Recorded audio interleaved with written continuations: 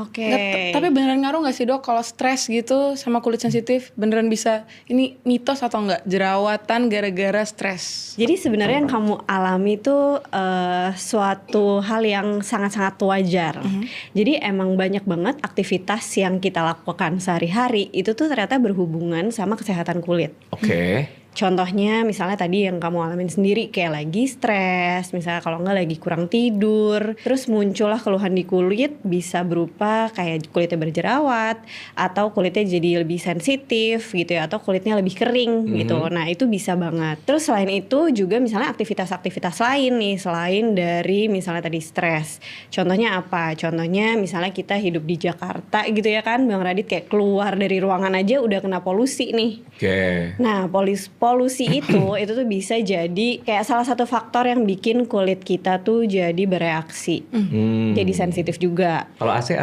Setuju, AC juga. Jadi kadang-kadang kita nggak nyadar seharian menghindari panas di luar, ya udah kita di ruangan ber-AC gitu kan, kayak paling nyaman. Tapi ternyata AC itu bisa bikin kulit kita kering. Nah, kalau kulit kita kering, kalau kita tadi ada paparan polusi atau kita lagi stres, jadi yang dari dalam tuh juga hormonnya ada pergejolakan gitu ya, gejolak hormon dari dalam. Nah, itu yang bisa menyebabkan adanya perubahan keseimbangan dari kulit. Yang pertama nih, kulit itu kan punya namanya skin barrier. Jadi dia tuh lapisan kulit yang paling luar. Which is kulit kita nih kan melindungi tubuh kita dari segala macam yang dari luar gitu kan.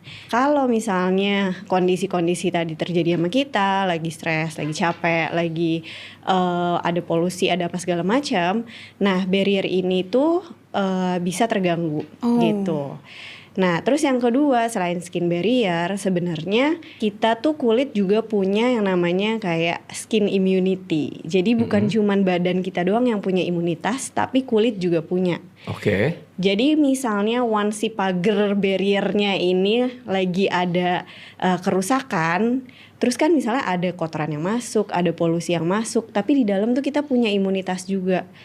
Jadi ada sel-sel yang memang di dalam tubuh kita tuh, di dalam kulit kita bekerja untuk bisa menjadi pelindung.